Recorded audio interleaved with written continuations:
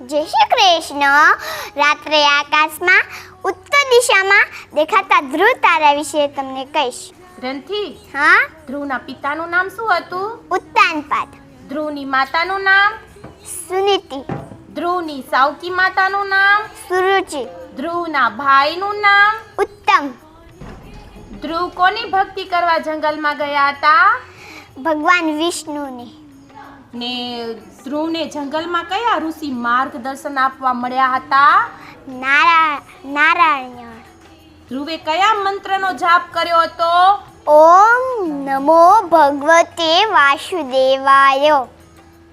ધ્રુવ કઈ ઉંમરે તપ કરવા ગયા હતા? 5 વર્ષની.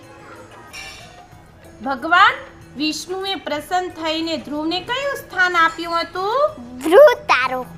આકાશમાં કયો તારો હંમેશા ઉત્તર દિશામાં દેખાય છે? ધ્રુવ નામનો. ધ્રુવને પિતાના ખોળામાં બેસતા કોને રોક્યા હતા?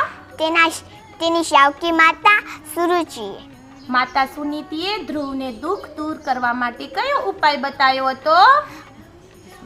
વિષ્ણુ ભગવાનના શરણમાં જઈ અને તપ કરવાનું. ધ્રુવે કેટલા સમય સુધી કઠોર તપસ્યા કરી હતી? 6 મહિના.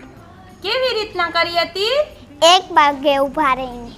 નારદ મુનિએ ધ્રુવને કઈ જગ્યાએ જઈને તપ કરવાનું કહ્યું હતું? યમુના કિનારે આવેલા મધુવને. ધ્રુવ તારાનું મહત્વ શું છે?